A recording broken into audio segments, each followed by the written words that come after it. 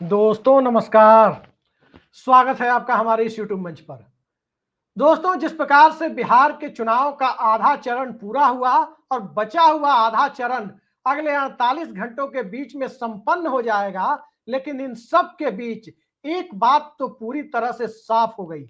कि भारतीय जनता पार्टी बिहार में एनडीए सरकार चाहती है। जनता दल यूनाइटेड बिहार में नीतीश सरकार की वापसी चाहती है। एनडीए सरकार बनाम नीतीश कुमार सरकार की ये जंग क्या चुनाव के बाद की पटकथा चुनाव के पहले ही लिख रही है? और जो खेल 11 तारीख की शाम से शुरू होने की आशंका जताई जा रही थी, क्या उस खेल की बिसात आंध्र प्रदेश से लेकर महाराष्ट्र से लेकर और दिल्ली से लेकर अब सीधे सीधे पटना में खुलकर खेलने की नौबत आ गई है? आखिर वो कौन सी परिस्थितियां हैं जिन परिस्थितियों में आंध्र प्रदेश के मुख्यमंत्री और जिन दो बैसाखियों के बूते सरकार टिकी हुई है नरेंद्र मोदी की, उनमें से सबसे बड़ी बैसाखी यानी 16 सांसदों की ताकत देने वाले चंद्रबाबू नायडू अपने बेटे नारा लोकेश को पटना भेजते हैं। पटना भेजते हैं तो पटना में भाजपा नेताओं के साथ उनकी मुलाकात की तस्वीरें तो सभी देखते हैं, लेकिन नीतीश कुमार के साथ उनकी जिस मुलाकात की चर्चा अंदर खाने हो रही है, उसकी तस्वीर किसी ने नहीं देखी। और सियासत में जब तस्वीरें दिखाने की बजाय तस्वीर छुपाने की परिस्थितियां पैदा हो जाए, तो आप समझ सकते हैं कि आखिर चंद्रबाबू नायडू ने किस मिशन के तहत अपने बेटे को ही मैसेंजर बनाकर पटना भेजा। अगर सत्ता की एक बैसाखी दूसरे बैसाखी को मैसेज दे रही है, मैसेंजर के तौर पर सबसे विश्वस्त और भावी मुख्यमंत्री माने जाने वाले अपने बेटे को चंद्रबाबू नायडू पटना भेज रहे हैं, तो नीतीश कुमार को जो मैसेज दिया जा रहा है, वो मैसेज 11 तारीख की शाम के बाद पटना से लेकर दिल्ली की सियासत को बदल डालने का फरमान तो नहीं है। चंद्रबाबू नायडू की सियासत को करीब से जानने वाले इस बात को बहुत अच्छे तरीके से जानते हैं कि चंद्रबाबू नायडू को बिहार के चुनाव का बेसब्री से इंतजार था, बिहार के नतीजों का इंतजार था। और अब जब तमाम राजनीतिक विश्लेषक इस बात को कह रहे हैं कि चुनाव कोई जीते कोई हारे, एनडीए जीते या महागठबंधन जीते, ये बात अब लगभग साफ हो चली है कि नीतीश कुमार और तेजस्वी यादव की साझा ताकत बहुमत के आंकड़े से ऊपर जा रही है। जो पिछली बार बहुमत के आंकड़े से 4 सीट नीचे यानी 118 पर सिमट गई थी, अब वह 122 से काफी आगे जाती दिख रही है। और जब काफी आगे जाती दिख रही है, तो नीतीश कुमार का अगला राजनीतिक कदम क्या होगा और उस राजनीतिक कदम से दिल्ली में जिस राजनीतिक भूकंप की बुनियाद पड़ेगी, क्या उस भूकंप की पटकथा संयुक्त मोर्चे के पूर्व संयोजक चंद्रबाबू नायडू आंध्र प्रदेश में बैठकर लिख रहे हैं? मत भूलिए कि जब लालू यादव इस्तीफा दे रहे थे, राबड़ी देवी को मुख्यमंत्री बनाने का पूरा राजनीतिक खेल खेला जा रहा था, उस वक्त भी लालू यादव जब इस्तीफा देने को राजी नहीं थे, तो जिन चंद नेताओं ने लालू यादव को मुख्यमंत्री पद छोड़ने के लिए मनाया था, उनमें से एक नाम उस वक्त के संयुक्त मोर्चा के संयोजक चंद्रबाबू नायडू का आता है। तो चंद्रबाबू नायडू के तार लालू यादव से कितने गहरे जुड़े हुए हैं, ये कहने की जरूरत नहीं है। चंद्रबाबू नायडू का सियासी रसूख और उनकी सियासत किस प्रकार से चली है, ये पूरे देश को पता है। और किस तरीके से ट्रंप के टैरिफ ने आंध्र प्रदेश के निर्यात को बुरी तरह से प्रभावित किया। और आंध्र प्रदेश के निर्यात को जब ट्रंप टैरिफ की मार झेलनी पड़ी, तो ट्रंप टैरिफ मोदी सत्ता को किस प्रकार से एक तरफ गोदी सेठ को के ऊपर शिकंजा कसते हुए, तो दूसरी तरफ सत्ता के मिजाज के अनुरूप भारत के मिजाज को देखते हुए दिल्ली की सियासत यदि आंध्र प्रदेश से संचालित होने की नौबत 98 से 2004 के अटल बिहारी वाजपेयी के दौर की तरह नहीं आई, तो भला चंद्रबाबू नायडू एनडीए के खूंटे से बंधे रहे, इसका सवाल ही कहां पैदा होता था। लेकिन सियासत में वक्त का महत्व तो बहुत ज्यादा होता है, और उस वक्त के बारे में सभी जानते हैं कि सबकी नजर कहीं ना कहीं पूरी तरह से उस खेल पर थी जिस खेल की तरफ सभी जानना चाहते थे। वो खेल कौन सा है? वो खेल था कि नीतीश कुमार यदि साथ छोड़े तो अकेले ना छोड़े, क्योंकि अकेले छोड़ने से मोदी सत्ता कमजोर तो होगी, सत्ता हिलेगी नहीं। नीतीश कुमार यदि अकेले हो जाते तो सत्ता नरेंद्र मोदी की हिलती नहीं, कमजोर होती। लेकिन नीतीश कुमार और चंद्रबाबू नायडू यानी इनके 28 सांसद सत्ता से अलग होते हैं तो दिल्ली में वैकल्पिक सरकार का खाका खिंचता है और 272 का आंकड़ा दूसरी तरफ जाकर शिफ्ट होता है। तो उस हालात की, उस परिस्थिति की बुनियाद रखने के लिए नारा लोकेश पटना गए थे। दरअसल नीतीश कुमार के सियासी भविष्य को लेकर कई सारे सवाल हैं। जब तक बिहार में चुनाव का पहला चरण पूरा नहीं हुआ था तब यह सवाल ज्यादा गहरे रूप में था, लेकिन जब पहले चरण के बाद खबरें आने लगी, जिस प्रकार से खबरें आई कि बिहार में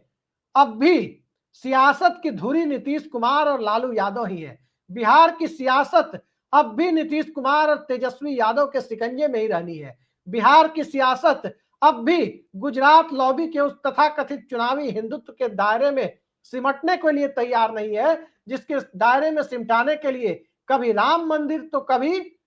घुसपैठिए का मुद्दा सत्ता के शीर्ष के द्वारा उछाला जाता है। लेकिन जब एसआईआर का इतना बड़ा सवाल बिहार के अंदर 4 अंकों में भी घुसपैठिए नहीं तलाश पाया, 500 घुसपैठिए भी नहीं तलाश पाया, तो जब घुसपैठियों की बात बिहार के अंदर कही जाती है तो बिहार के लोग जो बौद्धिक तौर पर बड़े जागरूक माने जाते हैं इस तरह के सवालों पर हंसते जरूर है। भारत माता की जय का नारा और जयकारा जब लगवाया जाता है वो तो कोई भी लगाएगा तो लोग नारे लगा ही देंगे, लेकिन नारों के सहारे यदि सियासत होती तो नारा लोकेश के पटना पहुंचने की नौबत नहीं आती। आखिर नारा लोकेश किसी वोटर को प्रभावित तो कर नहीं सकते। आंध्र प्रदेश के लोग बिहार में कोई वोटर तो है नहीं कि उनको बुलाकर उनसे अपील करवाई जाए। सवाल यह है कि बिहार की सियासत को साधने के लिए जहां एनडीए और दिल्ली में बैठे हुए सत्ता के सूरमा चंद्रबाबू नायडू और नीतीश कुमार के कॉमन पॉइंट पर, उस मिलन बिंदु पर एक ब्रेक लगाकर रखना चाहते थे, उस ब्रेक को तोड़ने का काम और कवायद आंध्र प्रदेश और पटना दोनों की सहमति से हुआ है। नायडू और नीतीश दोनों की सहमति से हुआ है और इसकी बुनियाद और इसका पूरा रेखा चित्र तो कम से कम उसी दिन दिखाई दे रहा था जिस दिन नीतीश कुमार ने अपने आवास पर अमित शाह के साथ जो बैठक की और 15 मिनट में उस बैठक को खत्म कर दिया। 15 मिनट से ज्यादा वक्त अमित शाह को नहीं दिया और वहां मौजूद चश्मदीद इस बात की तस्दीक करते हैं कि एक दिन पहले जो इंटरव्यू उन्होंने एक टीवी चैनल को दिया था जिसमें विधायक दल के द्वारा मुख्यमंत्री चुने जाने की बात कही थी, अब तक नीतीश कुमार के नाम का ऐलान नहीं किया गया अगले मुख्यमंत्री के तौर पर, ऐसी बातें सामने आई थी। तो उस परिस्थिति में लालू यादव जो कैमरे के सामने आज जो बात या अखबार के सामने आज जो बात कह रहे हैं कि नीतीश कुमार से उनका कोई संपर्क नहीं है फिलहाल, तो क्या वो संपर्क नहीं है, ये बात सिर्फ चुनाव के दरमियान वोटर्स के मन मस्तिष्क पर कोई असर ना पड़े इस वजह से कर रहे हैं। इस बात को लालू यादव भी जानते हैं कि अगर चुनाव के पहले लालू यादव कोई ऐसी बात कह दे, ऐसी बात कह दे लालू यादव जिसमें ये लगे कि लालू यादव और नीतीश कुमार वाकई एक है, इन तथ्यों की पुष्टि हो, तो घाटा नीतीश कुमार को नहीं है, आरजेडी की ही 10-15 सीटें कम हो सकती हैं और वो सीटें जेडीयू की बढ़ सकती हैं। स्वाभाविक है कि आरजेडी की सीटें यदि कम हो, जेडीयू की सीटें यदि बढ़ जाए, ऐसी बात लालू यादव बोलेंगे क्यों? स्वाभाविक है कि नहीं बोलेंगे, क्योंकि जब बोलेंगे सीटें कम होगी तो उनकी बार्गेनिंग पावर कम होगी और गठबंधन के अंदर यही बार्गेनिंग पावर जो नीतीश कुमार के हाथ में 2020 तक होती थी, क्योंकि तब वो गठबंधन में बड़ा भाई की भूमिका में होते थे। भाजपा के साथ भी भाजपा के 53 विधायक थे तो उनके 71 विधायक थे, 18 विधायक ज्यादा थे और सत्ता की लगाम और सत्ता का पूरा सिस्टम नीतीश कुमार के हाथ में केंद्रित था। सिस्टम आज भी नीतीश कुमार के हाथ में केंद्रित है, लेकिन उसे केंद्रित रखने, उसे लगातार सतत रूप से 5 साल तक बनाए रखने के लिए उन्हें 3 बार अलग अलग गठबंधनों से, अलग अलग अलायंस की तरफ से मुख्यमंत्री पद की शपथ लेनी पड़ी। लेकिन जिस तरह से बिहार में राहुल गांधी की अपील उम्मीद के मुताबिक काम नहीं कर पाई, जिस तरह से बिहार में नरेंद्र मोदी का चुनावी चेहरा हिंदुत्व का चेहरा नहीं बन के एक समुदाय विशेष और एक जाति विशेष का चेहरा बन गया, जिस तरह से योगी आदित्यनाथ का चेहरा बिहार में एक जाति विशेष का चेहरा बन गया, तो जनता के बीच 9वीं और 7वीं क्लास के क्वालिफिकेशन के बीच जब तुलनात्मक अध्ययन की बारी आई तो कथित भ्रष्टाचार भी एक मुद्दा बना और वो कथित भ्रष्टाचार जब मुद्दा बना तो कोई राजनीतिक दल उससे अछूता नजर नहीं आया। कारण वही था कि प्रशांत किशोर ने, जो खुद चुनाव जीते या ना जीते, खुद उनके 10, 15, 20 विधायक आए या ना आए, लेकिन बिहार की सियासत को इतना मत जरूर दिया कि जनता के बीच में कम से कम उम्र दराज होने के बावजूद नीतीश कुमार का चेहरा ही चमकदार चेहरा नजर आया। वैसे नीतीश कुमार अपने राजनीतिक भतीजों के बीच में जो चुनावी खेल खेल रहे हैं, इसकी एक झलक उस दिन भी मिली थी जिस दिन इंडिया गठबंधन या महागठबंधन के बैनर तले चुनाव लड़ने वाले हेमंत सोरेन की पार्टी ने बिहार के चुनाव में जो 2-4 सीटें लेकर लड़ने की तैयारी में थी, उसने अपने आप को बिहार चुनाव से विड्रॉ कर लिया। हेमंत सोरेन के पीछे हटने का मतलब ही यही था कि भविष्य में नीतीश कुमार के लिए संभावनाओं का द्वार खुला रखना। और जब नीतीश कुमार के लिए संभावनाओं का द्वार खुला रहेगा तो शिबू सोरेन के बेटे हेमंत सोरेन भी नीतीश कुमार के भतीजे ही हैं, तो शकुनी चौधरी के बेटे सम्राट चौधरी भी उनके भतीजे हैं। इन सब के बीच तेजस्वी यादव और लालू यादव के समीकरण का, लालू यादव और नीतीश कुमार के समीकरण का क्या कहना। तेजस्वी यादव तो उनके भतीजे के तौर पर पहले से चर्चित है, लेकिन एक भतीजे ने 2020 के चुनाव में नीतीश कुमार की पार्टी की सब दुर्दशा करा दी, उन्हें जेल भेजने तक की बात की, चिराग पासवान। लेकिन इन सब के बीच चंद्रबाबू नायडू के बेटे यानी नीतीश कुमार के 5वें भतीजे की एंट्री एक सरप्राइज तरीके से अचानक पटना में होती है, तो सबके कान खड़े होने स्वाभाविक थे। अभी तो 122 सीटों का चुनाव बचा हुआ है और उन 122 सीटों की बात करें तो जनता दल यूनाइटेड की 44 सीटें हैं, राष्ट्रीय जनता दल की 72 सीटें हैं, कांग्रेस पार्टी की 35 सीटें हैं, वहीं भारतीय जनता पार्टी की 53 सीटें हैं। और भारतीय जनता पार्टी पिछली बार यहां से 42 विधायक लेकर विधानसभा में पहुंची थी, क्या इस बार उसका आधा भी रिटेन कर पाएगी? सवाल बड़ा है।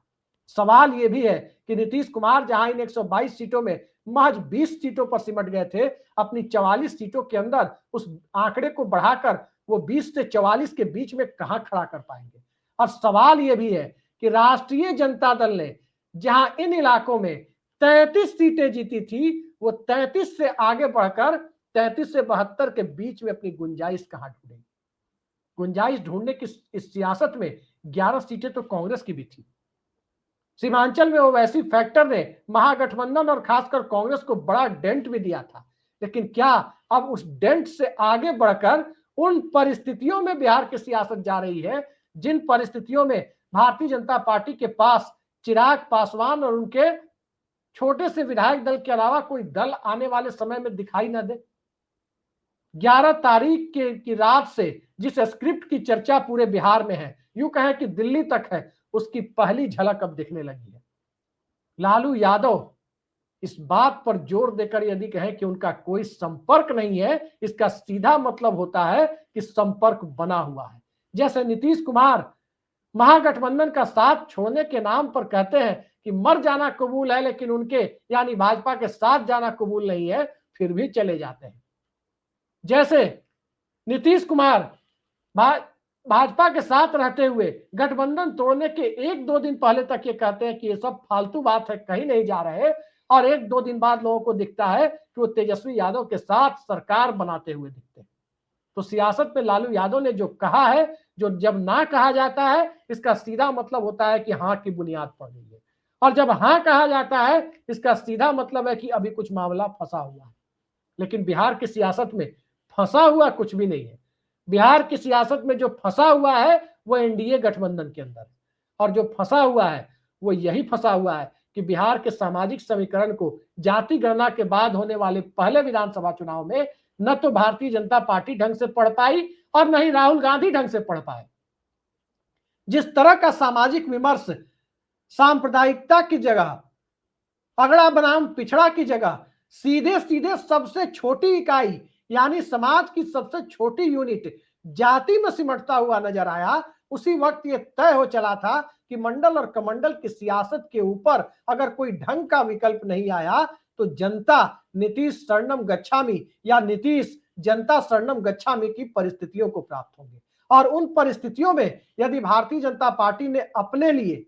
बिहार के अंदर चुनावी गड्ढा खोदने में कोई कोर कसर बाकी नहीं रखी, तो आप समझ सकते हैं कि आखिर कौन सी परिस्थितियों में भोजपुरी गाने की लाइनों को अटकते हुए प्रधानमंत्री को बोलना पड़ता है। आखिर वो कौन सी परिस्थितियां हैं जिसमें दुलार चंद यादव की घटना, मोकामा कांड और इन सब के बीच जंगल राज की बात करते हुए भाजपा के दूसरे नेताओं को बिहार के जनमानस के बीच विमर्श के लेवल पे चाय पान की दुकानों पर हास्य का पात्र बनना पड़ता है।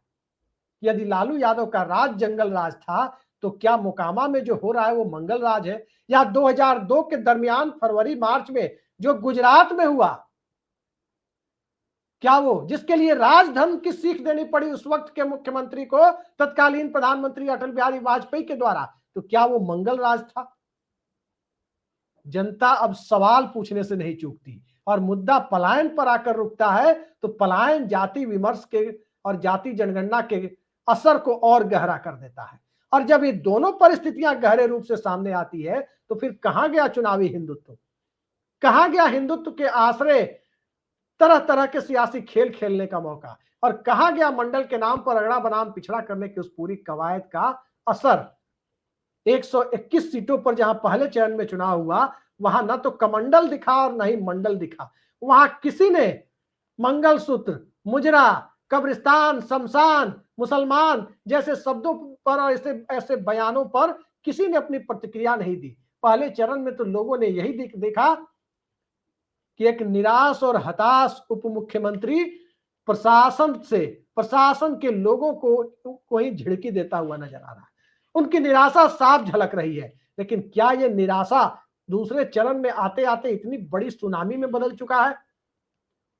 जिसे आंध्र प्रदेश में बैठे हुए चंद्रबाबू नायडू ने भी पढ़ लिया। और जब नायडू ने पढ़ लिया तो उनके बेटे पटना पहुंचे, नीतीश कुमार से मुलाकात की खबरें भी अंदर खाने तैरने लगी और कोई फोटो बाहर नहीं आई, तो आप अंदाजा लगा सकते हैं कि मुलाकात के अंदर कौन सी डील पर चर्चा हुई।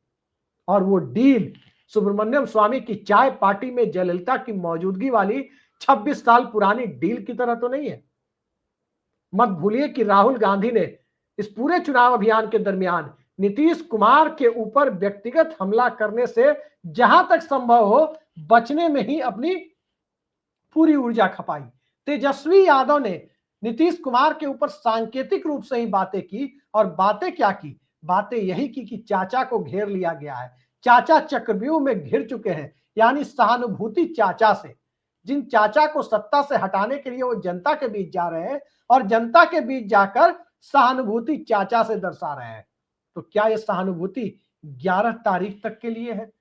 11 की रात होने वाली संभावित मेल मुलाकातों के लिए है, और 11 की रात की पटकथा लिखने, उसका ब्लूप्रिंट तैयार करने के लिए क्या चंद्रबाबू नायडू ने अपने बेटे को पटना भेजा? अब तो सवाल इस लेवल पर आकर खड़ा हो गया है, क्योंकि मत भूलिए ये वही चंद्रबाबू नायडू हैं जो होते तो संयुक्त मोर्चा के संयोजक हैं, लेकिन लोकसभा अध्यक्ष पद पर उनकी पार्टी के सांसद जीएमसी बालयोगी बैठेंगे, और ये डील तय होते ही संयुक्त मोर्चा के संयोजक पद पर रहते हुए अटल बिहारी वाजपेयी का समर्थन कर देते हैं। ये वही चंद्रबाबू नायडू हैं जो 2014 में नरेंद्र मोदी की भाजपा के साथ मिलकर चुनाव तो लड़ते हैं, लेकिन 2018 में नरेंद्र मोदी के खिलाफ संसद में अविश्वास प्रस्ताव भी पेश कर देते हैं। उन्हीं की पार्टी ने पेश किया था। तो नायडू की सियासत के चाल चरित्र और चेहरे को समझने के लिए सबसे पहले वो दिन भला कौन भूल सकता है जब प्रचंड बहुमत वाली एनटी रामाराव की सरकार को, अविभाजित आंध्र प्रदेश के मुख्यमंत्री एनटी रामाराव की सरकार को उनके दामाद चंद्रबाबू नायडू ने गिरा दिया था। उनकी जगह खुद मुख्यमंत्री बन बैठे थे। तो जो चंद्रबाबू नायडू अपने ससुर की सरकार को गिरा सकते हैं, वो चंद्रबाबू नायडू नरेंद्र मोदी के साथ कोई कस्मे वादे खाकर बैठे हुए हैं। इस पर भला कौन विश्वास करेगा? कौन विश्वास करेगा उन परिस्थितियों पर कि चंद्रबाबू नायडू मौजूदा दौर में जगन मोहन रेड्डी की सियासत को भी देख रहे हैं, और पवन कल्याण को जब से प्रधानमंत्री नरेंद्र मोदी ने पवन कल्याण नहीं ये आंधी है कहा है, तो उस आंधी का इंतजार क्या चंद्रबाबू नायडू करेंगे? स्वाभाविक है, कौन चाहेगा कि चुनाव में उसके सामने एक चैलेंज खड़ा हो? कौन चाहेगा कि उसके राज्य में एक संभावित प्रतिद्वंदी ऐसा आए जिसे वो दिल्ली की वो ताकतें समर्थन करे जिनकी सरकार उस आदमी के समर्थन के बूते टिकी हुई हो, और उसी की सियासत को कमजोर करने के लिए किसी को आंधी बताया जाए? तो ये आंधी और तूफान के बीच कहीं ना कहीं जो सीक्रेट प्लानिंग चल रही है, थोड़ा इंतजार कीजिए। 9 तारीख आज बीत रही है, 11 तारीख की शाम में बिहार की जनता के लोकतांत्रिक अधिकारों के उपयोग की परिस्थितियों को समाप्त होने दीजिए और फिर उसके बाद सियासतदानों के खेल को आप देखेंगे। तब आपको समझ में आएगा कि मैकियावेली से लेकर चाणक्य तक जिस प्रकार की भूमिका पॉलिटिकल साइंस की, राजनीति शास्त्र की किताबों में दर्ज है, वो भूमिका किस तरह से सियासत की शतरंज पर अलग अलग तरीके के सहमात के खेल में गुजरात लॉबी से भिड़ती हुई दिखाई देती है। इंतजार कीजिए उस वक्त का। राहुल गांधी की नीतीश कुमार पर बिहार में मौजूदगी के दरमियान की चुप्पी काफी कुछ कहती है। और कौन नहीं जानता कि राहुल गांधी और चंद्रबाबू नायडू के संबंध किस लेवल के हैं। आज के लिए इतना ही। नमस्कार।